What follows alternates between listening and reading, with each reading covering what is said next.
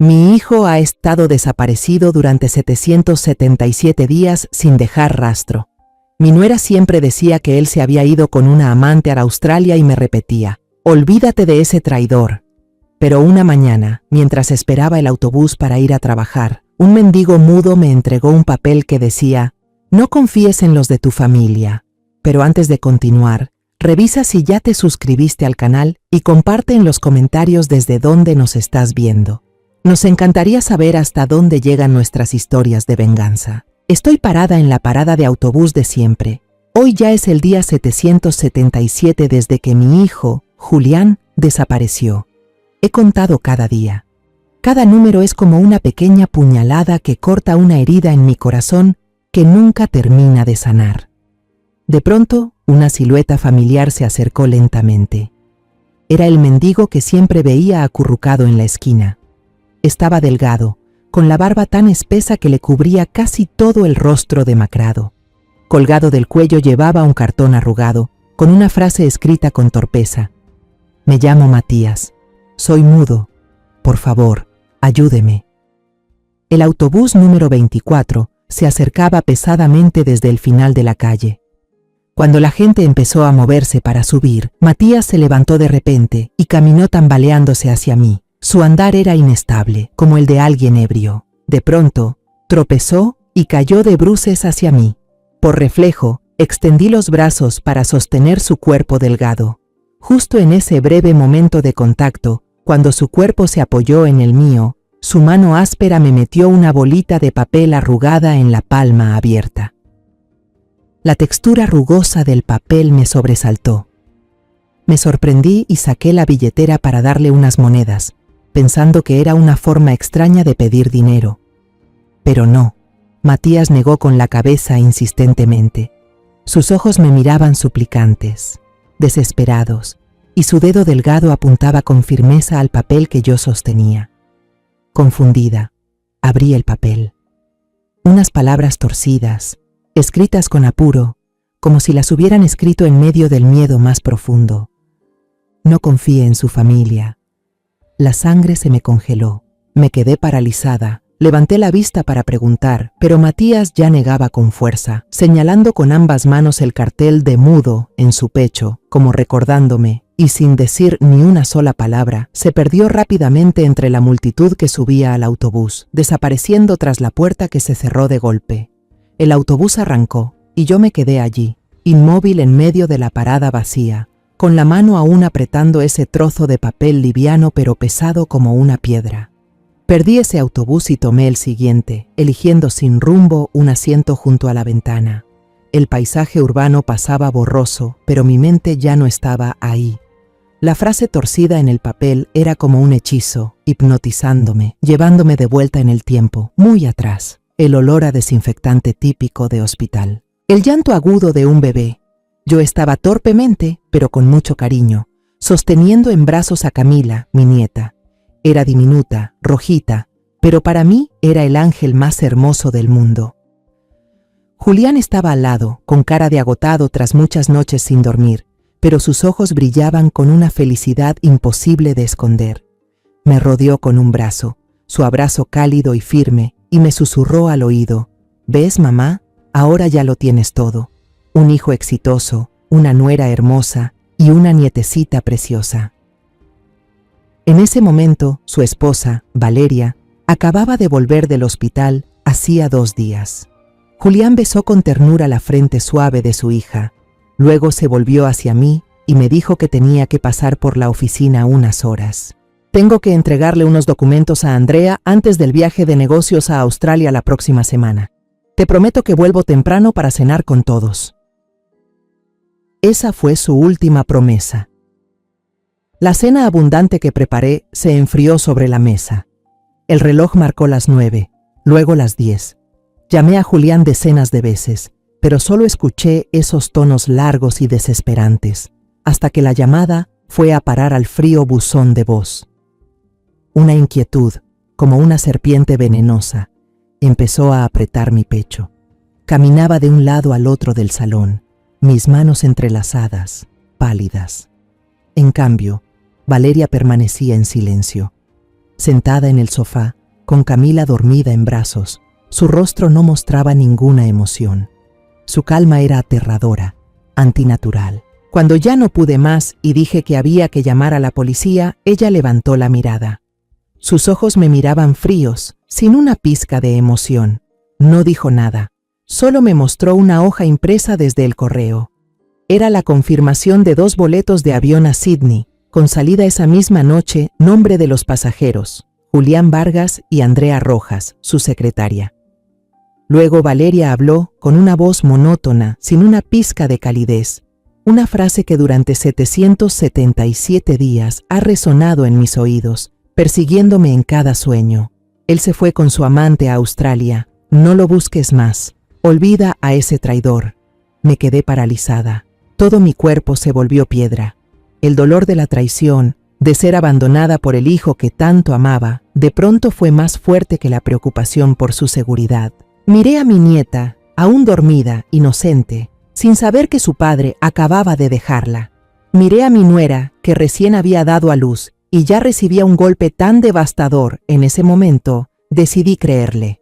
Elegí creer en ese guión doloroso, pero aparentemente lógico. Al día siguiente, yo misma limpié el cuarto de Julián, guardé todas sus fotos en una caja vieja y me obligué a no llorar frente a mi nuera y mi nieta. Enterré el dolor y la duda en lo más profundo de mi alma. Próxima parada, Plaza Central. La voz seca del altavoz del autobús me trajo de vuelta a la realidad. Me sobresalté. Miré el papel arrugado en mi mano. Por primera vez en 777 días de autoengaño, la chispa de la sospecha que había intentado apagar con lágrimas y resignación comenzó a arder de nuevo, con más fuerza e intensidad que nunca. Metí la llave en la cerradura y la puerta pesada se abrió a un silencio absoluto. Valeria ya se había ido a trabajar.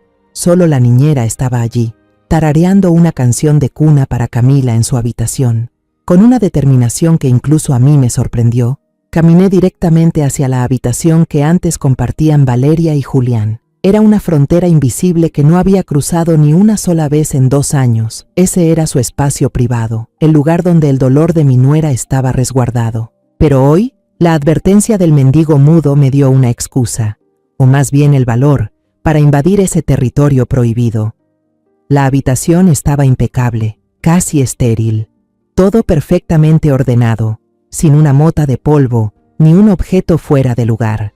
Los libros en la estantería estaban alineados por orden alfabético, y el maquillaje en el tocador parecía sacado de una tienda de lujo. Ese orden no era el de alguien que vive allí, sino el de una vitrina fría. Reflejaba perfectamente a la Valeria de ahora, profesional, hermética, indescifrable. Mis ojos se detuvieron en el escritorio. Entre los documentos perfectamente archivados, noté un pequeño cajón de madera con una cerradura independiente. Antes nunca le presté atención, pero ahora esa diminuta cerradura parecía retarme, como si guardara un secreto que yo debía conocer. Mi mano temblorosa se alzó, mis dedos rozaron el metal frío de la cerradura. ¿Qué debía hacer? ¿Forzarla? Justo en ese instante, un sonido agudo me sacó de mis pensamientos. Era el tono del celular de Valeria, que había dejado sobre el escritorio. El corazón me dio un vuelco. La pantalla se encendió, mostrando 2 palabras claras. Abogado Rivas. ¿Un abogado? ¿Por qué Valeria necesitaría un abogado? Aún no decidía qué hacer cuando el tono cesó. La pantalla se apagó, y el silencio volvió a apoderarse de la habitación. Pero esas 2 palabras quedaron grabadas en mi mente, como otra pieza sospechosa en el rompecabezas. Por la tarde, Valeria volvió a casa. Entró con el porte de una comandante que regresa del frente, agotada pero con poder. Estaba hablando por teléfono, completamente en inglés, con una voz afilada y firme. Solo alcancé a captar palabras como contrato, plazo, no negociable. Esa no era la actitud de una esposa abandonada, destrozada por el dolor. Esta es una mujer que se levantó por sí sola, construyó una fortaleza sólida a su alrededor, una fortaleza que no deja que nadie mire dentro. Durante la cena, el ambiente era tan tenso que podía oír los latidos de mi propio corazón. Traté de actuar con normalidad, sirviéndole comida a Camila. Después de mucho debatirme internamente, Carraspeé y lancé una pregunta lo más casual posible. Valeria, últimamente, ¿has sabido algo de Australia? ¡Pum! Valeria dejó caer los palillos con fuerza sobre la mesa de madera, haciendo un ruido seco. Levantó la cabeza de golpe. Sus ojos negros se clavaron en mí, fríos y filosos como cuchillos. ¿Para qué pregunta eso, mamá? Ya le dije que se olvide de ese asunto. ¿Para qué quiere volver a abrir esa herida? Su voz silbó entre los dientes. Ya no era una respuesta, sino una advertencia. Sin esperar mi respuesta, se levantó, cargó a Camila, que se había sobresaltado por el ruido, y se fue directo al cuarto, dejando la cena a medias y a mí sentada ahí, paralizada entre la vergüenza y un miedo que comenzaba a subir por dentro. Su reacción fue tan violenta, como si yo hubiera tocado una herida abierta, un secreto que quería enterrar para siempre. Esa noche no pude dormir. Cerca de las 2 de la madrugada, cuando todo el vecindario estaba en silencio absoluto, un grito desgarrador, salvaje, rompió la oscuridad desde el cuarto de Valeria. Me incorporé de un salto, con el corazón latiendo descontrolado. Sin perder ni un segundo, corrí hacia su cuarto, empujé con fuerza la puerta entreabierta. Bajo la luz amarillenta de la lámpara de noche, se reveló una escena espeluznante. Valeria estaba sentada en medio de la cama, con el cabello desordenado cayéndole sobre la cara, los ojos abiertos de par en par, mirando un punto vacío en el aire. Respiraba con dificultad. El pecho subía y bajaba con violencia, y murmuraba una sola frase una y otra vez, con una voz cargada de odio profundo, pero también temblorosa por el miedo. Vas a pagar por lo que hiciste. Corrí hacia ella, le agarré los hombros y la sacudí. Valeria, despierta, hija, ¿qué te pasa? Valeria dio un brinco, como si le hubiera pasado corriente eléctrica. Me miró con una expresión extraña, salvaje, como si yo fuera una desconocida. Tardó unos segundos en volver en sí y reconocerme. La locura en su mirada desapareció y fue reemplazada por confusión y pánico. Se llevó las manos a la cabeza y con voz entrecortada dijo: No es nada, mamá, solo fue una pesadilla. Luego me miró, con una expresión que era mitad súplica, mitad orden. Mamá, salga, quiero estar sola. Salí del cuarto y cerré la puerta, pero el sueño me abandonó por completo esa noche. La frase que Valeria dijo dormida no era una simple pesadilla, era una confesión, una maldición escapada desde lo más profundo de su subconsciente. Me hizo recordar las discusiones violentas que ellos tenían antes de que Julián desapareciera. Recordé una vez, escuché por accidente una conversación en la cocina. Julián intentaba explicarse. Andrea tuvo un pasado complicado, tuvo que hacer cosas que nadie quiere hacer para sobrevivir antes de entrar a la empresa. Solo la estoy ayudando con el trabajo, nada más. Pero Valeria le gritó, su voz aguda y llena de celos. ¿Ayudar o aprovecharte? La vi mandándote fotos a medianoche. No soy estúpida, no voy a dejar que esa zorra te robe de mí, jamás. Otro recuerdo, más frío, volvió de golpe. Semanas antes del día fatídico, vi una factura de pago a un servicio de detective privado, escondida entre una revista en la mesa del café. En ese momento pensé que era solo una tontería de celos, una exageración. Pero ahora, al recordarlo, me recorrió un escalofrío por la espalda. Valeria no solo estaba celosa, había actuado, había seguido a su esposo. Me senté sola en la cocina, viendo cómo la oscuridad de la madrugada empezaba a disiparse tras la ventana. El papel de Matías, la llamada del abogado. El cajón estaba cerrado con llave, una pesadilla llena de odio, la factura del detective. Todas esas piezas sueltas, antes sin sentido, de repente comenzaron a unirse, formando un cuadro borroso pero aterrador. Julián no se fugó, estoy segura de eso. A mi hijo le pasó algo. Algo horrible ocurrió aquí mismo, en esta ciudad. Y Valeria, mi nuera que parecía una víctima inocente, sabía más, mucho más de lo que había dicho. La chispa de la duda ahora se había convertido en un incendio voraz, consumiendo la poca fe que aún me quedaba. Tenía que encontrar a Matías a toda costa. Él era el comienzo, y quizás la única clave de la verdad que yo estaba buscando. En cuanto amaneció, volví a la parada de autobús. Me quedé ahí durante horas, esperando con desesperanza que apareciera como siempre. Desde la mañana hasta el mediodía me acerqué a hablar con la señora que vendía agua, con el joven de los boletos de lotería, pero solo obtuve encogidas de hombros indiferentes. ¿El mudo? Se le ve de vez en cuando. No tiene un lugar fijo, señora. Cada respuesta era como un balde de agua fría sobre mi determinación. Por la tarde, empecé a ampliar la zona de búsqueda, caminando hacia los barrios cercanos, por callejones donde solían reunirse obreros pobres y personas sin hogar. Mis piernas estaban entumecidas, la garganta reseca, pero la imagen del papelito y la mirada suplicante de Matías no me dejaban parar. Finalmente, cuando el sol ya caía al oeste, una mujer amable que vendía verduras, al ver mi cara de angustia, me señaló hacia una iglesia vieja al final de la calle. «En las noches dan sopa gratuita ahí», me dijo. «Gente como él suele ir». Fui a toda prisa. En el patio amplio de la iglesia, una fila silenciosa de personas esperaba su turno. Entre las espaldas encorvadas por el peso de la vida, reconocí de inmediato la silueta delgada y familiar de Matías. Pero no estaba solo. A su lado iba un niño, flaquísimo, con ropa vieja pero limpia. Tenía los ojos grandes y brillantes y sostenía con cuidado un tazón de sopa caliente para su padre. Debía de ser su hijo. Al ver aquella escena, sentí una punzada en el pecho, mezcla de ternura y culpa. La advertencia de Matías no era un simple gesto de un desconocido, sino un acto arriesgado de un padre que intentaba proteger a su hijo. Contuve la emoción. Me acerqué a una fondita cercana y compré 2 cajas de comida caliente, bien servidas. Cuando me acerqué, Matías me reconoció de inmediato. Sus ojos mostraron primero sorpresa, luego una desconfianza intensa. El niño, por su parte, alzó la mirada y me observó sin parpadear, con una mezcla de curiosidad y temor en los ojos claros. No dije nada, solo puse con cuidado las 2 cajas de comida en sus manos y me senté en una banca cercana. Saqué de mi bolso un cuaderno y una pluma que ya había preparado. En la hoja en blanco escribí las primeras líneas. «Soy María Teresa. Gracias por la advertencia. Necesito su ayuda. La seguridad suya y de su hijo, se la garantizo yo».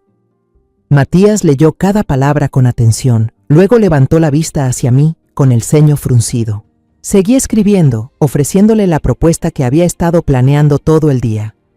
«Por favor, venga a trabajar a mi casa. Tengo un jardín trasero que necesita cuidados y muchas tareas pequeñas dentro del hogar. Yo me haré cargo de la comida y el alojamiento para usted y su hijo en el viejo cobertizo. Nadie los molestará». Dudó. Apretó con fuerza la mano del niño. Vi cómo el pequeño le tiraba suavemente de la manga, con la mirada suplicante. Pude entender su indecisión. ¿Qué temía? ¿A Valeria? Ese miedo debía de ser muy grande. Entonces, Matías tomó la pluma de mi mano. Le temblaban los dedos al escribir, pero las palabras eran claras. «Mi hijo, Emiliano, 13 años, necesita ir a la escuela». Sentí un nudo en el pecho. Resulta que lo que más le preocupaba, lo que más anhelaba, era el futuro de su hijo. Asentí de inmediato, sin dudar ni un segundo, y escribí con decisión. «Yo me haré cargo de que el niño estudie, tendrá una vida mejor, lo prometo». Al leer mis palabras, los ojos de Matías se llenaron de lágrimas. Unas lágrimas raras que rodaban lentamente por sus mejillas hundidas. No lloraba por tristeza, sino por esperanza. Asintió con fuerza. Con ese gesto me estaba confiando el destino de él y de su hijo. Llamé un taxi. Era la primera vez que Emiliano se subía a un coche. Tocaba con timidez el tapizado del asiento. Sus ojazos asombrados miraban todo lo que pasaba volando por la ventana. En el camino de regreso, mientras el coche se abría paso entre la multitud, reuní todo el valor y llamé a Valeria. Traté de controlar mi respiración, de mantener la voz lo más normal posible. «Valeria, soy mamá. Acabo de encontrarme con un padre y su hijo en la calle, muy necesitados.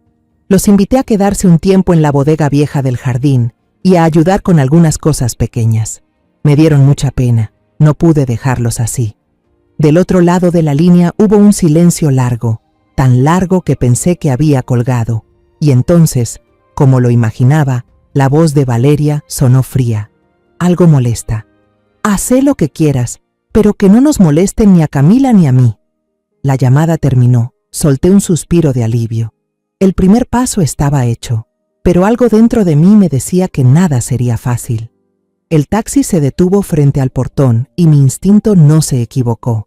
Valeria había llegado antes de lo habitual. Estaba de pie en el umbral de la casa, con los brazos cruzados, mirando fijamente hacia la reja con una expresión completamente vacía. Claramente, estaba esperando ver quiénes eran esos pobres desgraciados que yo había llevado. Sentí el corazón encogerse. Respiré hondo y conduje a Matías y Emiliano hacia el jardín.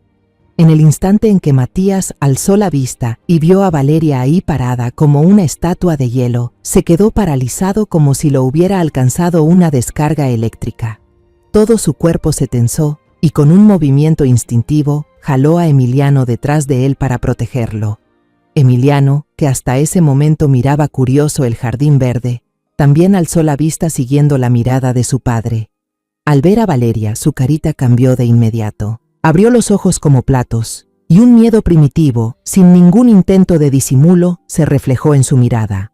El niño retrocedió, se apretó contra su papá, temblando como una hoja azotada por el viento helado del invierno. Del lado de Valeria, la máscara fría y profesional que siempre llevaba se resquebrajó por un segundo. Y yo lo vi. Esa sorpresa, ese destello de pánico que no pudo ocultar se le escapó por los ojos, pero solo fue un instante. En un abrir y cerrar de ojos, volvió a su actitud aterradoramente serena. Entrecerró los ojos y miró a padre e hijo con una expresión crítica, escrutadora, como si estuviera viendo animales raros invadiendo su territorio. No les dirigió una sola palabra. Se volvió hacia mí y con voz tensa, apretando cada palabra entre los dientes, dijo: ¿Dónde van a dormir? Mostrales el lugar y después entra a Camila, ya le toca su leche. Luego se dio media vuelta y entró a la casa, cerrando la puerta de un portazo. Ese portazo sonó como un disparo, marcando el final de un duelo silencioso. El ambiente en el jardín se volvió espeso por la tensión. Miré a Matías y Emiliano, que seguían pegados uno al otro, pálidos como el papel. Ahora ya no tenía dudas. Ellos no solo conocían a Valeria, le temían. Los 2 días siguientes pasaron en un silencio denso. Matías y Emiliano eran como 2 sombras mudas, moviéndose solo dentro de la bodega que yo había limpiado y acomodado para ellos. Se desplazaban con cuidado, trabajaban en silencio y desaparecían de inmediato cada vez que escuchaban los tacones de Valeria en el patio.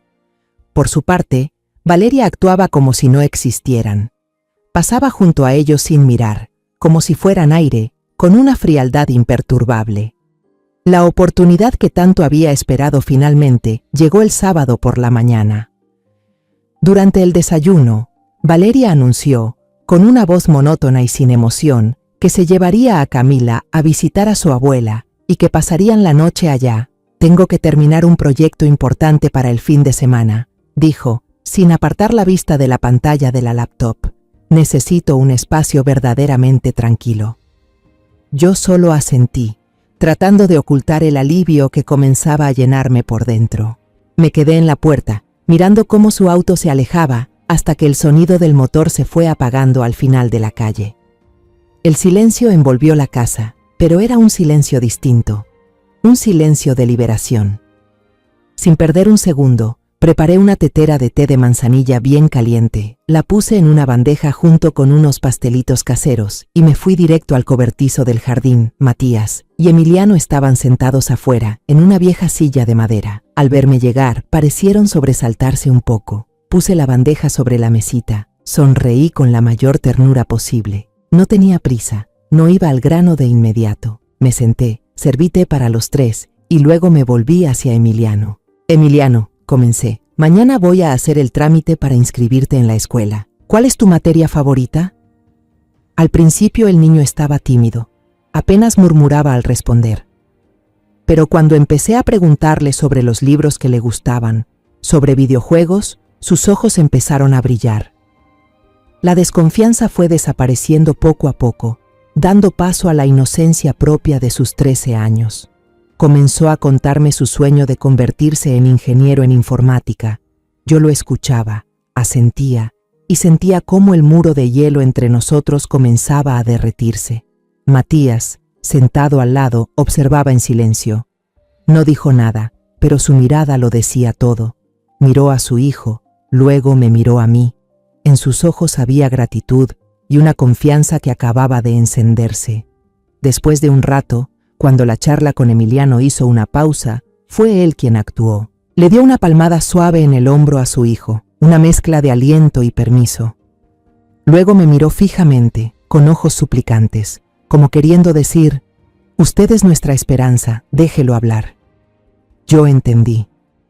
El corazón me latía con fuerza. Me giré hacia Emiliano, con la voz más suave y dulce que pude para no asustarlo. «Emiliano, sé que esto es muy difícil, no voy a obligarte, pero ¿podrías contarme por qué tú y tu papá le tienen tanto miedo a Valeria? ¿Qué fue lo que realmente pasó el día que el tío Julián desapareció?» El ambiente se congeló. El viento dejó de soplar, los pájaros dejaron de cantar. Emiliano inhaló profundo. Sus hombros delgados temblaban. Miró a su padre, recibió un leve asentimiento, y entonces me miró a mí. Su voz temblaba, pero empezó a contar una historia que había estado enterrada por 777 días. «Mi papá y yo», empezó el niño, «hemos estado sentados en la esquina frente al edificio de oficinas del tío Julián por 3 años, así que conocemos casi todas las caras de por ahí. El tío Julián era muy buena persona, a veces hasta nos compraba comida. También conocemos a Valeria y a la secretaria que se llama Andrea. Me contó sobre las veces que Valeria fue a hacer escándalos a la oficina. La memoria de un niño es increíble. Repitió casi palabra por palabra los insultos venenosos que Valeria gritó en el lobby del edificio, dirigidos a Andrea. «Mujeres como tú solo saben vivir colgadas de los hombres, ni sueñes con robarme a mi marido». También habló de las veces en que Julián, con vergüenza, tenía que sacar a su esposa a rastras, tratando de explicarle algo sin éxito, con su cara amable llena de angustia. «Lo recuerdo muy bien ese día», continuó Emiliano, con la voz cada vez más baja, «porque estaba lloviznando. Vi a Valeria bajarse de un taxi, tenía la cara llena de furia, daba mucho miedo. Alcancé a oír cuando le dijo al guardia de la entrada que sabía que su esposo y esa tipa estaban planeando escaparse juntos esa noche. Yo contuve la respiración. Cada palabra del niño era como una aguja perforando mis tímpanos. Contó que, unos 5 minutos después de que Valeria subiera por el ascensor, él estaba refugiándose de la lluvia bajo el alero del edificio de enfrente, cuando miró hacia el piso 15. Donde siempre se quedaba encendida la luz de la oficina de Julián hasta tarde. La cortina no estaba completamente cerrada, dijo Emiliano con una voz entrecortada y llena de angustia. Quedaba un espacio abierto. Vi la sombra del tío Julián y la de una mujer. Ella llevaba un abrigo oscuro, igualito al que traía la tía Valeria cuando salió del taxi. Parecían estar discutiendo muy fuerte. Y luego, el niño titubeó. Los ojos abiertos de par en par, llenos de lágrimas, como si reviviera ese instante espantoso.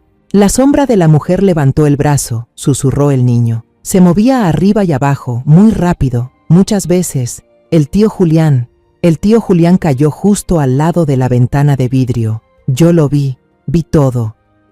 El niño rompió en llanto, un llanto que llevaba demasiado tiempo contenido. Matías lo abrazó de inmediato, apretándolo contra su pecho mientras acariciaba su espalda que temblaba sin control. Su mano también temblaba. Yo seguía sentada, con la cabeza dando vueltas. Me zumbaban los oídos y sentía como si el aire se hubiera escapado de mis pulmones. Intenté hablar, pero mi voz era apenas un susurro tembloroso. «¿Y después? ¿Después qué pasó, hijo?» Emiliano, entre sollozos, logró decir: Como media hora después, vi que la tía Valeria salió del ascensor y bajó al vestíbulo. Ella estaba muy tranquila. Su cara no mostraba ninguna emoción. Incluso se detuvo un momento en la recepción y le dijo algo a la recepcionista. Luego salió, llamó otro taxi y se fue como si nada hubiera pasado. La historia terminó. Todo el jardín quedó en silencio. Solo se oía el llanto ahogado de Emiliano y el sonido del viento que erizaba la piel. Yo seguía inmóvil en la silla, petrificada.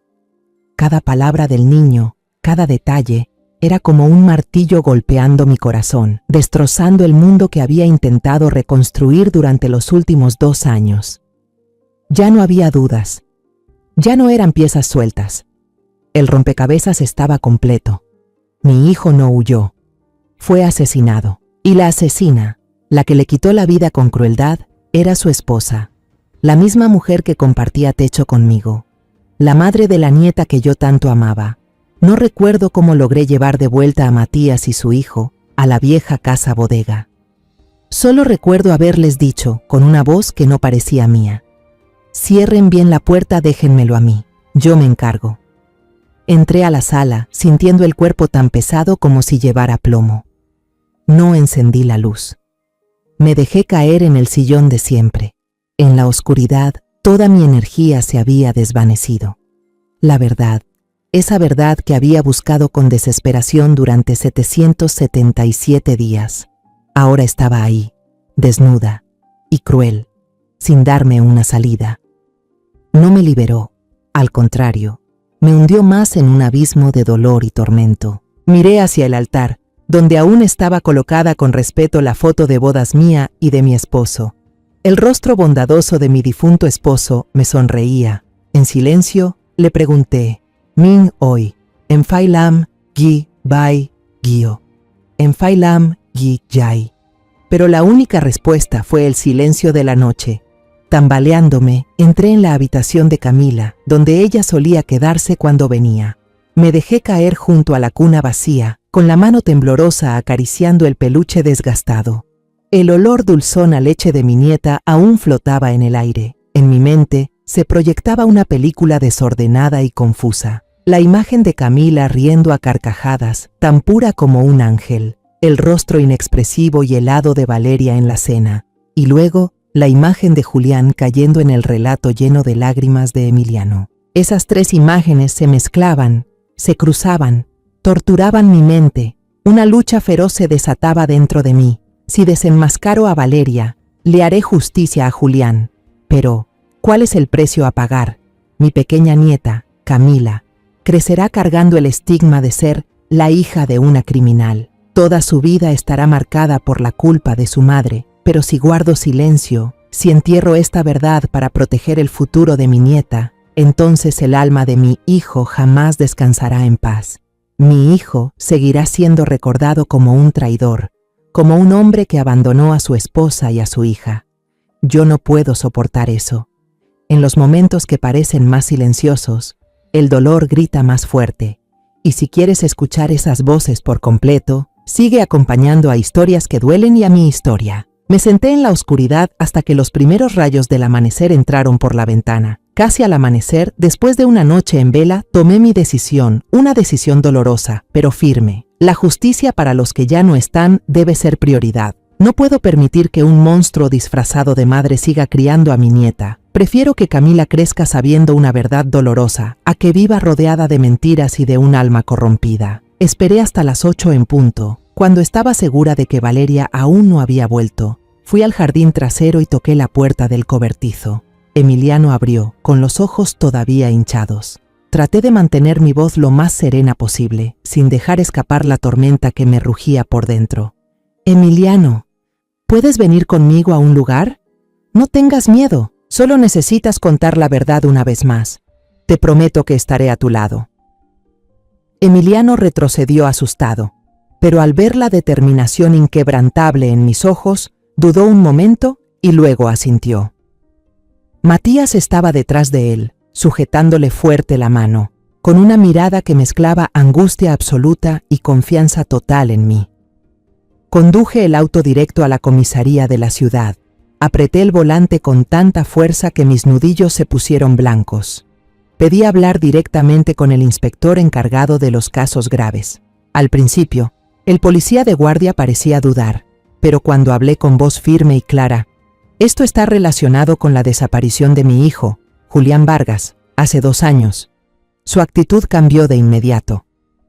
Nos llevaron a una sala de interrogatorio privada. Un rato después, Un inspector de edad avanzada, con rostro curtido por la experiencia, se presentó como Morales y entró.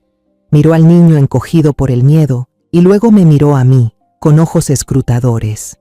Con la ayuda y el acompañamiento de una oficial psicóloga, Emiliano contó toda la historia. Esta vez, aunque seguía asustado, habló con más claridad y detalle, desde los episodios de celos de Valeria hasta el momento aterrador que presenció desde la ventana de la oficina.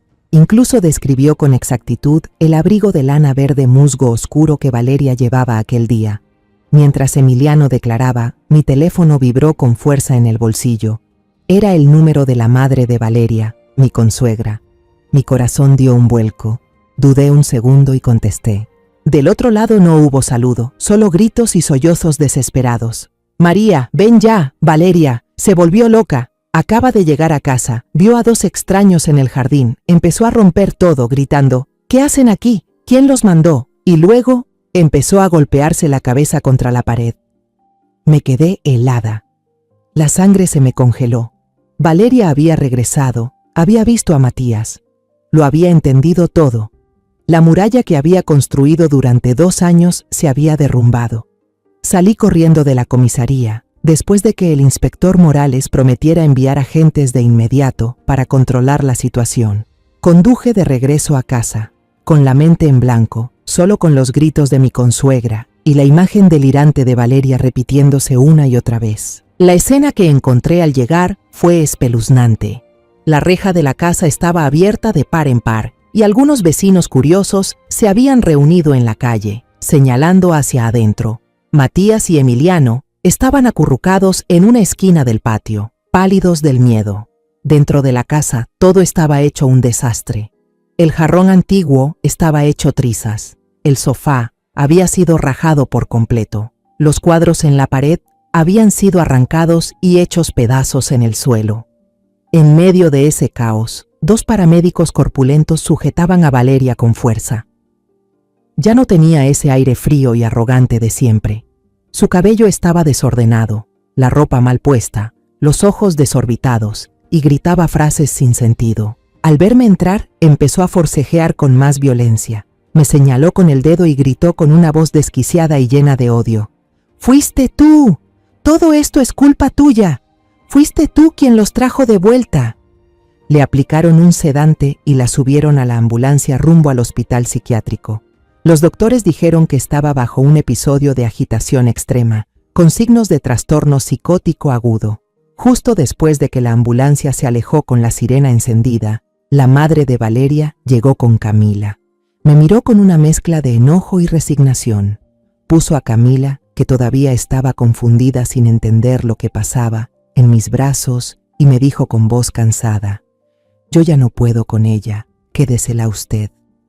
Aquella noche recibí los papeles temporales de custodia de mi nieta. La abracé, dormida profundamente entre mis brazos, sentada en medio de una casa destrozada y fría. La tormenta había llegado de verdad y se había llevado todo a su paso, dejando solo cenizas y un futuro incierto. A la mañana siguiente, nuestra casa fue acordonada con cintas amarillas de la policía.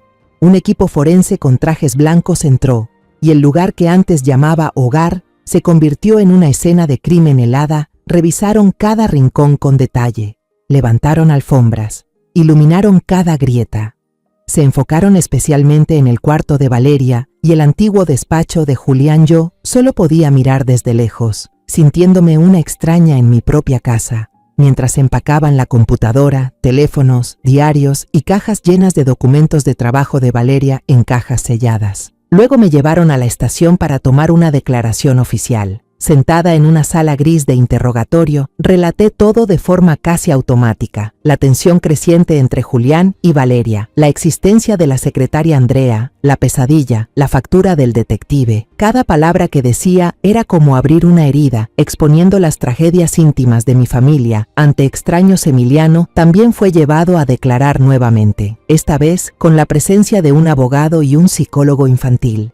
El niño dibujó el plano de la casa y su posición con una precisión asombrosa. Vi en sus ojos jóvenes una determinación firme, una necesidad de hacer justicia por su tío Julián Bueno. Los primeros días pasaron con una esperanza frágil. Yo creía que con el testimonio del pequeño testigo, la policía descubriría la verdad pronto. Unos días después, el inspector Morales me llamó a su oficina para darme novedades. Fui con el corazón acelerado, esperando un gran avance. Pero al ver la expresión incómoda en su rostro, supe que no sería fácil. Señora María, comenzó, con un tono comprensivo pero profesional. Creemos en el testimonio del niño Emiliano. Su relato encaja perfectamente con las contradicciones que usted nos contó. El motivo de Valeria es claro, pero tenemos un problema legal muy serio. Sentí cómo se me hundía el corazón. Él explicó que el testimonio de un testigo de apenas 13 años, que además presenció los hechos desde lejos, a través de una ventana de vidrio y en medio de una llovizna, sería muy fácil de desacreditar por el abogado defensor. Ante el tribunal dirán que el niño fue influenciado por las peleas que había presenciado anteriormente, que todo es producto de la imaginación de un menor. Revisamos todas las cámaras de seguridad del edificio ese día. Continuó. El video solo muestra a la señorita Valeria entrando y saliendo. Permaneció en el edificio unos 45 minutos. No se registró ninguna escena inusual. Luego mencionó lo más importante, una verdad dura como un mazo golpeando de lleno mi esperanza. Hemos excavado en el jardín de su casa, inspeccionado minuciosamente el coche de la señorita Valeria. Incluso usamos detectores de metales y perros entrenados. Señora, no encontramos ni un solo rastro significativo, ni un arma, y lo más importante, no hallamos ningún cuerpo. Tiene que entender que no podemos acusar a alguien de intento de homicidio si no hay pruebas fehacientes de una muerte. Semana tras semana, el caso se estancó. La historia de mi familia se filtró, apareció en los periódicos, generó revuelo durante un tiempo con titulares sensacionalistas, pero pronto fue olvidada, sustituida por otras noticias más recientes. El abogado de la familia de Valeria empezó a contraatacar. Presentaron una denuncia, alegando que la policía estaba difamando y dañando la reputación de una mujer que sufría un grave trastorno mental. Convirtieron a Valeria de sospechosa en víctima, una esposa desgraciada que enloqueció por el dolor de la traición de su marido. Yo vivía en una espera interminable, una espera más dolorosa que la pérdida misma. Cada mañana, lo primero que hacía al despertar era revisar el teléfono, con la esperanza de encontrar una llamada del inspector Morales, una noticia nueva, por más pequeña que fuera, pero el teléfono seguía en silencio. Mi fe en la justicia comenzaba a tambalearse, a desmoronarse. Había sacrificado la última paz de mi familia, internado a mi nuera en un hospital, convertido a mi nieta en una niña huérfana. Lo aposté todo, y a cambio solo obtuve un callejón sin salida. En el hospital, la situación de Valeria no mejoraba. Rechazaba comunicarse con todos, incluso con sus propios padres. Solo se sentaba acurrucada en una esquina del cuarto, con la mirada vacía fija en la pared blanca. A veces, por las noches, gritaba aterrorizada, pero nadie entendía lo que decía. Los médicos dijeron que era un trastorno de estrés postraumático extremo, pero no sabían cuál era la causa real. Un mes después de mi visita a la comisaría, el inspector Morales me volvió a llamar. Esta vez, su rostro lucía cansado y algo derrotado.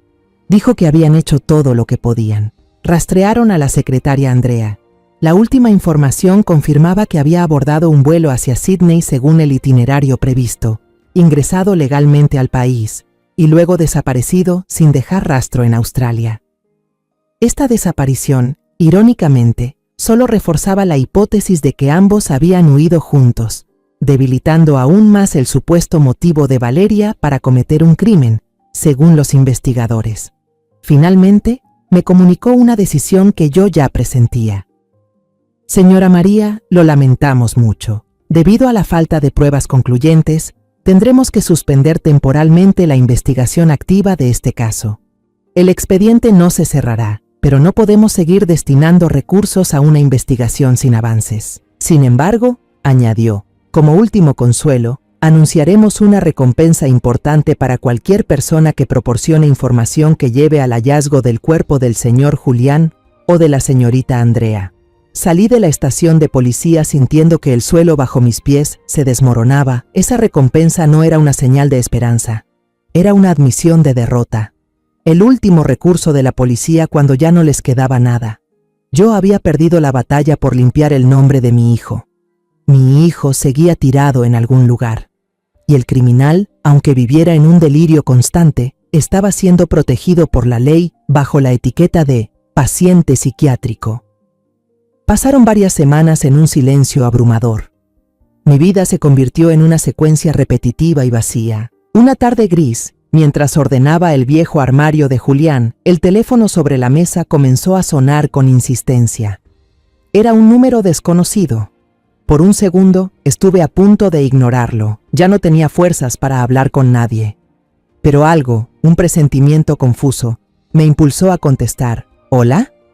Mi voz apenas era un susurro ronco. Del otro lado, una voz conocida. ¿La señora María Teresa Vargas? Habla el inspector Morales. Me estremecí, pero esta vez su voz no sonaba cansada ni condescendiente. Al contrario, había en ella urgencia y una emoción imposible de ocultar. Señora María, ¿puede venir a la estación de inmediato? Hay un nuevo desarrollo, muy importante. Acaba de llegar alguien. El corazón me retumbaba en el pecho. La esperanza, esa que creí muerta hace tiempo, brotó de repente como un pequeño brote frágil. Le pedí a la vecina que cuidara a Camila y salí corriendo hacia el coche. Las manos me temblaban tanto que tuve que aferrarme fuerte al volante para no desviarme. Durante todo el trayecto me obligué a no pensar, a no ilusionarme demasiado, por miedo a volver a caer. En la estación, el inspector Morales ya me esperaba en el vestíbulo. En lugar de llevarme a la sala de interrogatorios de siempre, me guió a una sala de reuniones. Allí ya estaba sentado un joven delgado, con gafas gruesas, que parecía nervioso y algo incómodo. Se puso de pie en cuanto entré. Señora, él es Leo, me presentó el inspector. Trajo algo que llevábamos mucho tiempo buscando. El joven se presentó como programador. Comenzó a relatar su historia con voz temblorosa pero clara. 2 años atrás, cuando aún era estudiante de último año, vivía en el edificio justo enfrente de la empresa de Julián. Estaba desarrollando un proyecto complejo sobre tecnología de reconocimiento de movimiento y había programado una pequeña cámara de seguridad en el balcón de su departamento para grabar automáticamente todo lo que sucedía en las ventanas del edificio de enfrente y guardarlo en un disco duro externo. El objetivo era solo recopilar datos para su algoritmo. Explicó. Después de entregar mi proyecto y graduarme, tiré ese disco duro en una caja con libros y me olvidé de su existencia. La semana pasada, al empacar mis cosas para mudarme, pensé en vender algunos discos duros viejos al fierro viejo. Lo conecté a la computadora con la idea de borrar todo por seguridad, cuando de pronto vi en internet la noticia sobre la gran recompensa que ofrecía la policía por el caso de su hijo. La curiosidad me ganó, continuó Leo, y usé un software para buscar archivos del día mencionado según la fecha del artículo. Y lo encontré, un video de casi 1 hora de duración. El inspector Morales hizo una señal a un técnico. Apagaron las luces de la sala. En la gran pantalla de la pared apareció la grabación de la cámara de Leo. La calidad del video no era perfecta, algo borrosa por la lluvia y el ángulo inclinado desde arriba, pero lo suficiente para ver dentro de la oficina iluminada de Julián a través de una gran ventana. La sala contuvo la respiración. Vi a mi hijo, Julián, de pie, hablando con una mujer. Ella estaba de espaldas a la cámara, vestía un abrigo oscuro. El corazón se me encogió. Me preparé para ver a Valeria, para enfrentar la verdad más dolorosa. Parecía que discutían con intensidad. De repente, la mujer se lanzó a abrazarlo. Julián se mostró sorprendido, pero con suavidad y firmeza la apartó, manteniendo cierta distancia. Y entonces, en un instante inesperado, ella retrocedió un paso y su rostro quedó frente a la cámara. En él se dibujaban la furia, la decepción y una locura evidente. Dios mío, no era Valeria, era Andrea, la secretaria. Antes de que pudiera reaccionar, antes de que mi cerebro procesara esa información tan impactante, Andrea sacó algo brillante de su bolso, un cuchillo. Se lanzó sobre Julián como una bestia acorralada y fuera de sí. ¡No!, grité con todas mis fuerzas, tapándome la boca con ambas manos para contener el sollozo que amenazaba con salir. El inspector Morales me puso una mano en el hombro para calmarme, pero mi cuerpo entero temblaba sin control. La pantalla seguía reproduciendo esa escena espantosa. Julián cayó al suelo a Andrea. Tras un momento de pánico, recuperó una calma escalofriante. Corrió la cortina, bloqueando la vista de la cámara, pero el video siguió, solo con audio. Un rato después, la cortina se volvió a abrir. Todo parecía haber sido limpiado. Andrea sacó una maleta enorme de un closet empotrado. El video terminó. La pantalla del proyector se apagó y la sala quedó sumida en la oscuridad y el silencio absoluto. Me dejé caer en la silla, completamente deshecha. Las lágrimas me corrían por las mejillas, pero esta vez no eran por el dolor de haber perdido a Julián. Eran lágrimas de shock, de incredulidad y de una culpa inmensa que me desgarraba por dentro. Levanté la vista hacia el inspector Morales y le dije con la voz entrecortada: «Valeria, la niña, ella no hizo nada. Dios mío, es inocente». El inspector Morales asintió, con voz firme y llena de empatía. «Así es, señora. Todo ha quedado claro. En nombre del Departamento de Policía, le pedimos disculpas por haberla hecho pasar por esta experiencia tan horrible». Otro agente comenzó a explicar los análisis más recientes. Basados en las pruebas irrefutables de la memoria USB, volvieron a mostrar el video de la cámara de seguridad del edificio. Esta vez, todo era aterradoramente claro. La grabación mostraba que Valeria llegó unos 15 minutos después que Andrea. Se sentó en la sala de espera, con el rostro lleno de preocupación. Se retomó la declaración del guardia de seguridad de aquel entonces, y ahora todo coincidía. La señorita Vargas parecía muy inquieta. Caminaba de un lado a otro y luego se sentaba. Después subió a la oficina, pero bajó enseguida, con cara de decepción. Exacto. Valeria había subido a buscar a Julián, pero en ese momento la tragedia ya había ocurrido. Ella se fue antes de que Andrea sacara la maleta maldita del edificio. El inspector Morales también explicó la declaración de Emiliano. El niño no estaba equivocado, señora, vio un crimen. Pero, por la poca luz, la distancia y por haber presenciado antes escenas de celos de Valeria, confundió la identidad de la agresora. La chaqueta oscura lo engañó. Aún así, fue un testigo muy valiente. Sin él, nunca habríamos tenido motivos para reabrir el caso. Todo el plan macabro de Andrea quedó al descubierto ante mis ojos. Ella lo había planeado todo con meticulosidad. Aprovechó el viaje de trabajo que Julián ya tenía programado y lo usó como coartada perfecta. Deshacerse del cuerpo de Julián metiéndolo en una maleta fue una jugada brutal y aterradoramente inteligente. Ningún guardia, nadie, sospecharía de una secretaria empujando con esmero la maleta de su jefe rumbo al aeropuerto. Andrea incluso creó una coartada falsa, usando el teléfono de Julián para enviarle un último mensaje seco a Valeria que decía: «Me voy», reforzando así la historia del supuesto abandono que ella había inventado. Rastrearon el historial de vuelos. Andrea había comprado pasajes para ambos con destino a Australia, pero nunca subió a ese avión. En su lugar, usó un pasaporte falso y voló desde un pequeño aeropuerto de otra ciudad rumbo a Panamá. Ella había borrado todas las huellas de forma profesional. Inmediatamente se inició una búsqueda a nivel internacional. La imagen de Andrea Rojas fue enviada a Interpol. Se emitió una notificación roja, el nivel más alto de búsqueda internacional. Su rostro hermoso, pero lleno de maldad, apareció en todos los noticieros. Días después, la historia explotó en los medios. Los titulares decían: «Giro inesperado en el caso del CEO desaparecido. La verdadera culpable es la secretaria fugada». Las fotos de Andrea y Valeria aparecían una al lado de la otra en todos los periódicos.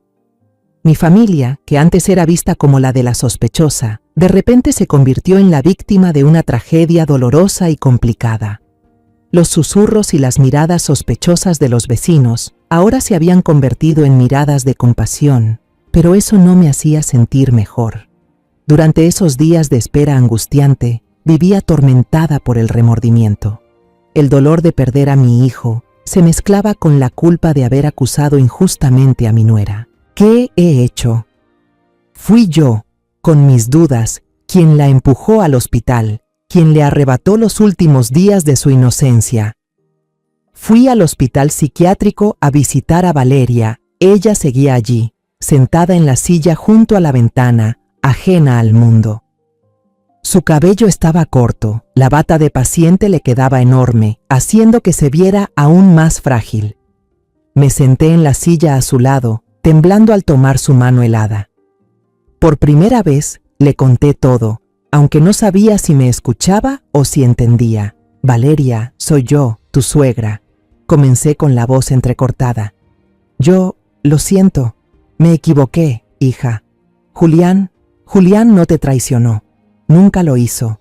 Tú también eres inocente. Fui yo la que se equivocó al desconfiar de ti. Perdóname, por favor. Lloré, y las lágrimas del arrepentimiento cayeron sobre sus manos frías. También tuve una larga charla con Emiliano. Lo abracé y le dije que él era el verdadero héroe de esta historia. Si no fuera por tu valentía, Emiliano, este caso habría quedado cerrado para siempre. El tío Julián habría sido recordado como un traidor. No tienes ninguna culpa, hijo. Tú fuiste quien trajo la verdad a la luz. Pasaron 6 largos meses. La vida poco a poco encontró un nuevo ritmo, una especie de paz falsa, mientras esperábamos noticias de la policía. Camila ya se había acostumbrado a vivir conmigo, y Emiliano el niño se mostraba más alegre, con el porte de un hermano mayor que siempre protegía a su hermanita. Hasta que una mañana, mientras leía cuentos con Camila en el jardín, sonó el teléfono. Era el inspector Morales. Mi corazón volvió a latir con fuerza. Señora María. Su voz al otro lado de la línea sonaba satisfecha y aliviada. La atrapamos. La policía de Panamá, con apoyo de Interpol, arrestó a Andrea Rojas en un pequeño pueblo cerca de la frontera con Colombia. Vivía con una identidad falsa, trabajando en un bar. La red se cerró. Andrea fue extraditada al país en medio de una nube de periodistas. Su imagen bajando del avión de la policía, esposada, apareció en todos los noticieros. Se veía delgada, demacrada, con el cabello corto y mal cortado, los ojos vacíos mirando a la cámara sin ninguna emoción. Ya no era esa mujer segura y astuta, con la sonrisa profesional que solía verse en las fotos con los empleados de la empresa. El tiempo y la culpa lo habían devorado todo, dejando solo un cascarón vacío. En el primer interrogatorio, al enfrentarse con el video irrefutable de la memoria USB de Leo, el último muro de defensa de Andrea se vino abajo, ya no negó más. No volvió a mentir ni a dar rodeos. Ella confesó todos sus actos con una tranquilidad escalofriante.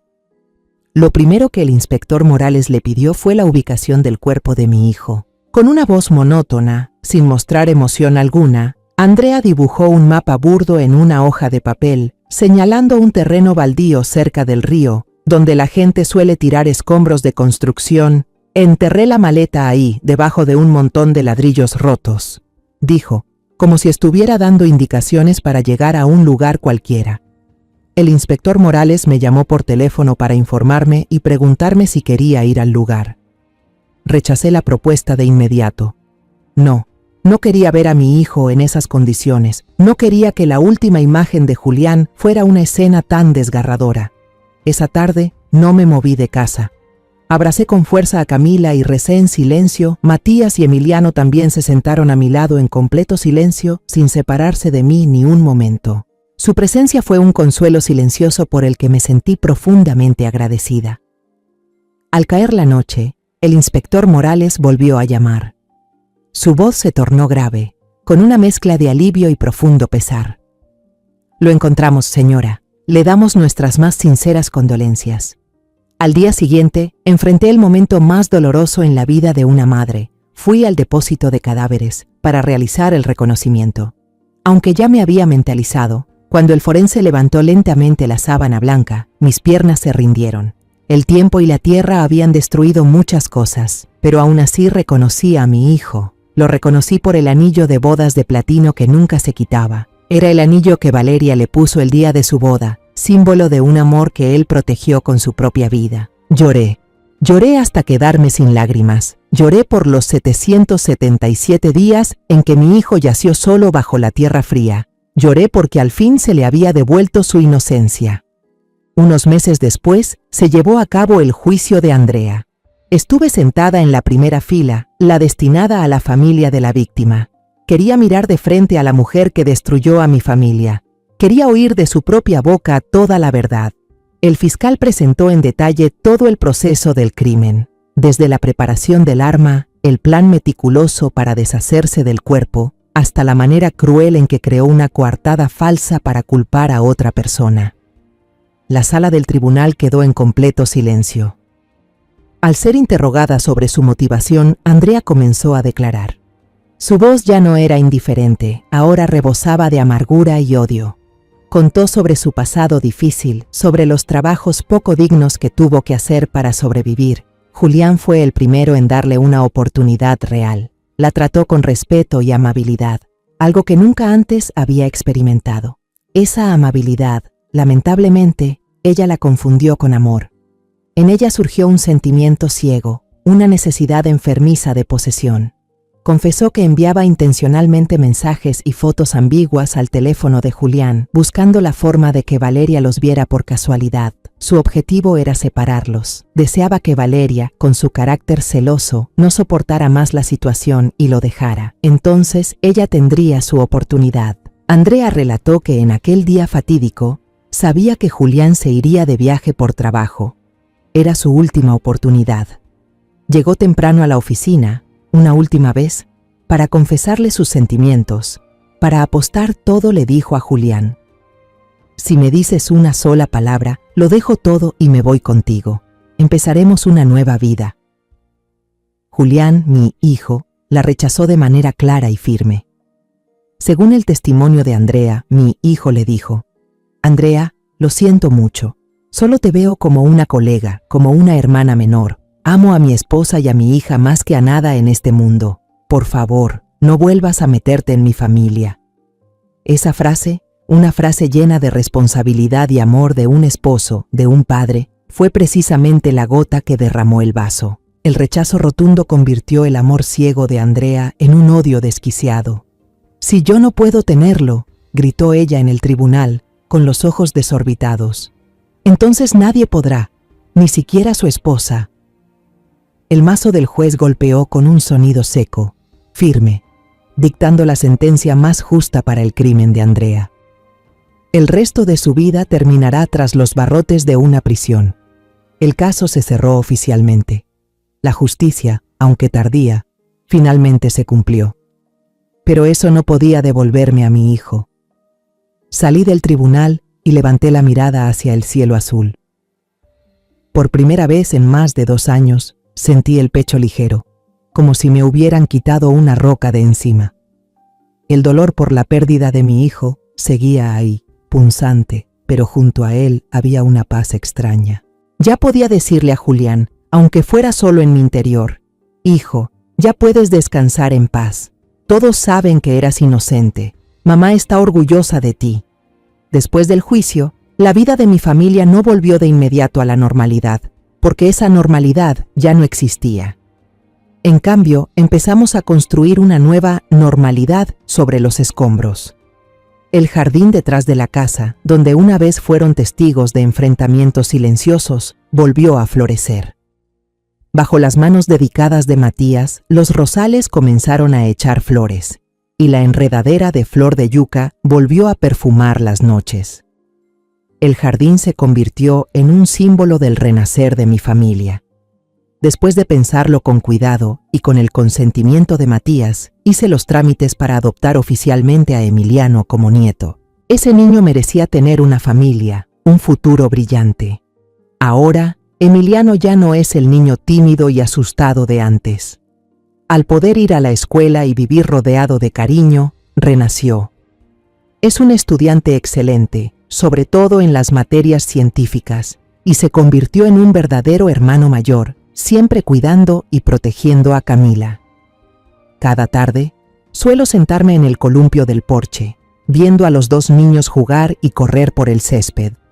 Sus risas claras, los gritos de «Emiliano, espérame» y Camila, cuidado que te caes. Se mezclan y se convierten en el sonido más hermoso del mundo. Esa risa es como un bálsamo que sana mi alma, llenando los vacíos inmensos que dejó la tragedia. Ellos son el futuro, la esperanza, la razón por la que sigo adelante. Que la verdad saliera a la luz también tuvo un impacto positivo en el tratamiento de Valeria. Saber que su esposo nunca la traicionó y que ella era completamente inocente le quitó el mayor peso psicológico que había cargado durante más de 2 años. El muro de hielo que había construido a su alrededor empezó a derretirse. Cada fin de semana, yo, Emiliano y Camila íbamos juntos al hospital a visitar a Valeria. Al principio, ella solo nos miraba en silencio, con la mirada aún perdida, pero poco a poco empezó a sonreír al ver a Camila contar historias de la guardería con su vocecita. Luego comenzó a hacer preguntas, cortas pero llenas de avance. «Emiliano, ¿vas bien en la escuela? ¿Camila se porta bien en casa, mamá?» Un día, cuando Emiliano y Camila estaban jugando en el jardín del hospital y quedamos solas en la habitación, Valeria de pronto tomó mi mano. Sus ojos estaban llenos de lágrimas. Me miró fijamente. «Mamá, lo siento, por todo». Yo negué con la cabeza y la abracé por los hombros. «La que debe pedir perdón soy yo. No confié lo suficiente en ti ni en Julián. Olvidemos el pasado juntas y empecemos de nuevo, ¿sí, hija?» El médico que atiende a Valeria dijo que, con esta evolución tan positiva, quizá pronto podría volver a casa con su familia. En el 3er aniversario de la muerte de Julián, ya no lloré desconsoladamente como en los años anteriores. Llevé con mis 2 nietos un ramo de margaritas blancas, la flor que más le gustaba a Julián, a su tumba. La lápida, ahora cubierta de hierba verde, descansaba tranquila bajo un flamboyán. Emiliano limpió cuidadosamente la piedra con un pañuelo, donde estaba grabado el nombre y la sonrisa radiante de mi hijo Camila, que ya estaba más grande y entendía mejor las cosas. Colocó sobre la tumba un dibujo torpe que ella misma había hecho. En el dibujo aparecían 3 personas tomadas de la mano. Una anciana de cabello blanco, un niño alto y una niña pequeña. La niña se inclinó y susurró a la fría lápida: «Papá, él es Emiliano y ella es mi abuela. Te extrañamos mucho».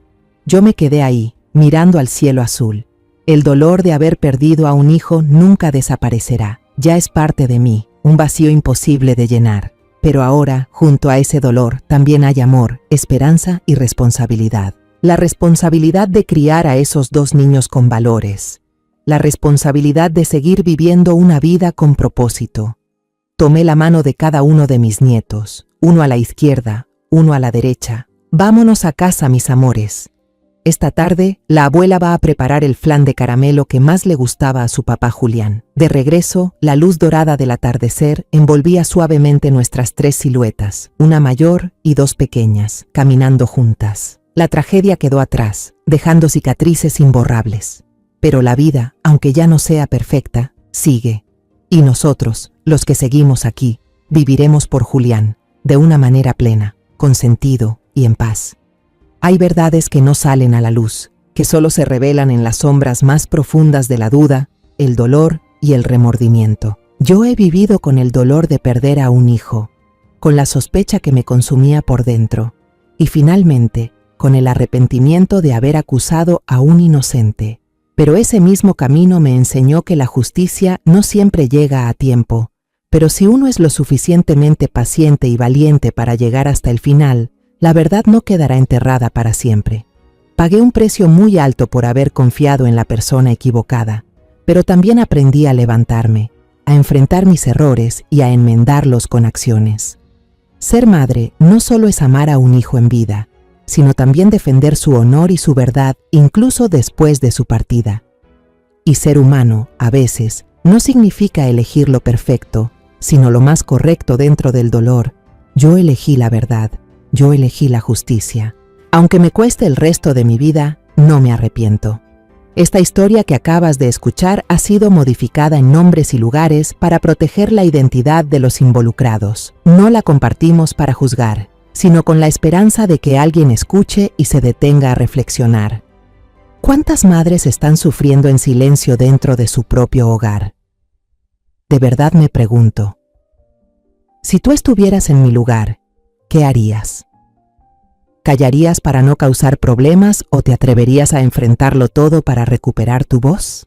Me encantaría conocer tu opinión sobre esta historia de historias que duelen, o cualquier sugerencia para que podamos mejorar nuestro contenido. Que Dios te bendiga, y estoy segura de que la valentía nos llevará a días mejores. Ahora, en la pantalla final te dejaré 2 de las historias más queridas del canal. Estoy segura de que te van a sorprender. Gracias por haberte quedado conmigo hasta este momento.